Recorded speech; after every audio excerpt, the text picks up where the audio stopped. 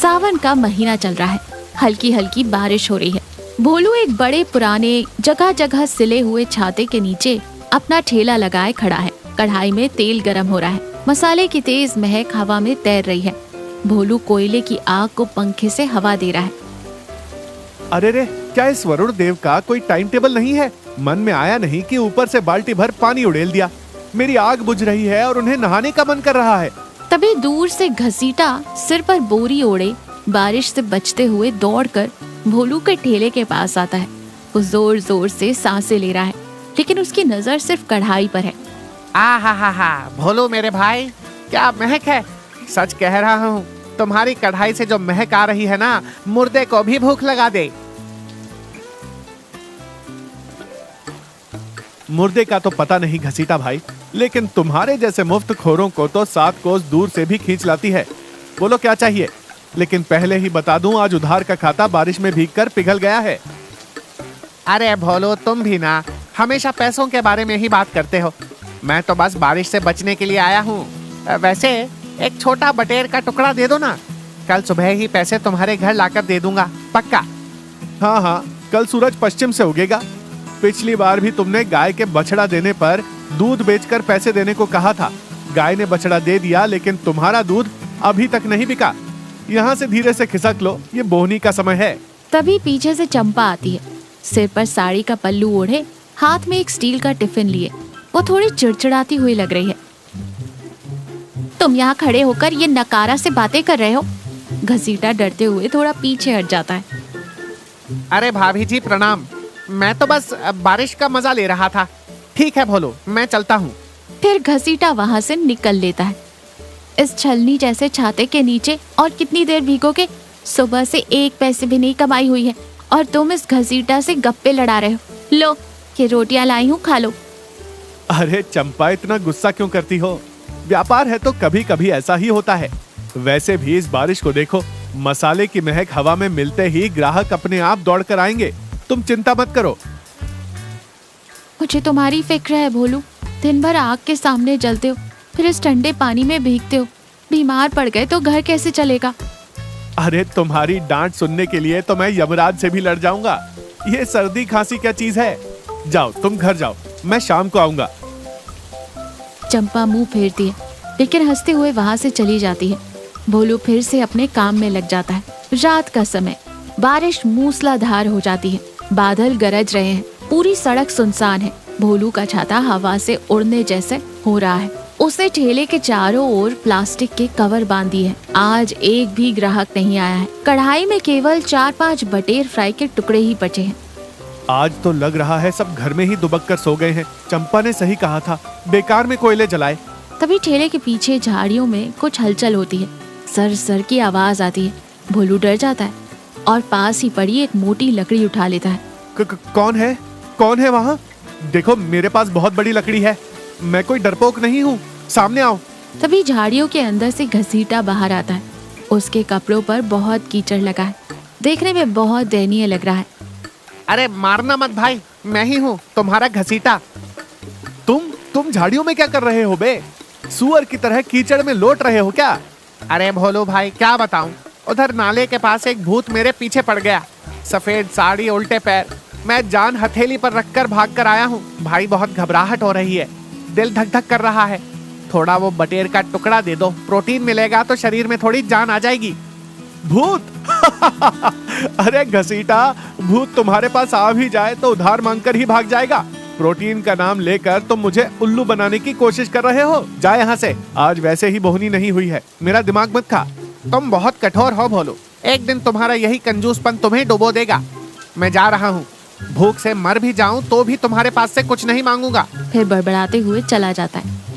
भोलू अपना ठेला समेटना शुरू करता है। आज भी कोई कमाई न होने के कारण वो दुखी है। उसी रात भोलू घर पहुंचता है। चंपा लालटेन जलाए बैठी है। भोलू चुपचाप बर्तन को एक कोने में रख देता है। आज भी कुछ नहीं बिका ना? बारिश बहुत तेज थी चंपा, कोई घर से बाहर ही नहीं निकला। कोई बात नहीं, कल बिक जाएगा। मैंने मूंग की दाल और चावल बनाए हैं। आओ, हाथ धो लो, साथ में खाते हैं। ये मुश्किल समय भी बीत जाएगा। तुम हो ना, मुझे लगता है मैं कोई भी मुश्किल सह सकता हूँ। तीसरे दिन बारिश बाढ़ जैसी हो गई है। जहाँ देखो पानी भरा है। भोलू ठेला लगाए खड़ा है। आज भोलू के पास बेचने के लिए केवल 2 बटेर के टुकड़े ही बचे हैं। बाढ़ का पानी बढ़ने से पहले उसे घर जाना है। अब यहाँ रहना बेकार है, वैसे भी कोई नहीं आएगा। तभी सड़क के किनारे बरगद के पेड़ के नीचे सुकुड़ कर बैठे कक्का पर भोलू की नजर पड़ती है। कक्का गांव के सबसे उम्र दराज है। उनके कपड़े पूरी तरह भीग चुके हैं। वो ठंड से कांप रहे हैं। भोलू ठेला छोड़कर दौड़ते हुए कक्का के पास जाता है। कक्का, आप यहाँ इस तूफान में क्या कर रहे हैं? आपको तो घर में होना चाहिए ना। बेटा भोलू, छत टपक रही है। साहूकार की दुकान से तारपोलिन लेने आया था, लेकिन पानी इतना बढ़ गया कि घर नहीं जा पाया। सुबह से यहीं फंस गया हूँ। अब ठंड से हाथ पैर सुन्न पड़ गए हैं बेटा। पेट में भी चूहे दौड़ रहे हैं। कक्का की हालत देखकर भोलू का दिल पसीज जाता है। कक्का के चेहरे पर बेबसी और भूख साफ दिखाई दे रही है। अरे कक्का, उठिए, मैं हूँ ना। भोलू दौड़कर अपने ठेले के पास जाता है। उसके बर्तन में आखिरी 2 बटेर के टुकड़े बचे हैं। उसने सोचा था कि उन्हें बेचकर कम से कम चंपा के लिए सब्जियां तो ले जाएगा। अगर ये भी दे दूंगा तो आज भी घर खाली हाथ ही जाना पड़ेगा। चंपा क्या सोचेगी? लेकिन कक्का की दयनीय स्थिति देखकर भोलू का मन पिघल जाता है। वो तुरंत उन 2 टुकड़ों को आग में गर्म कर एक पत्तल में निकालकर कक्का के पास लाता है। कक्का, लीजिए, गर्मा गर्म है, इन्हें खाइए, आपके शरीर में थोड़ी गर्मी आएगी। कक्का कांपते हाथों से पत्तल लेते हैं। लेकिन बेटा, इसके लिए पैसे, मेरे पास तो फूटी कौड़ी भी नहीं है।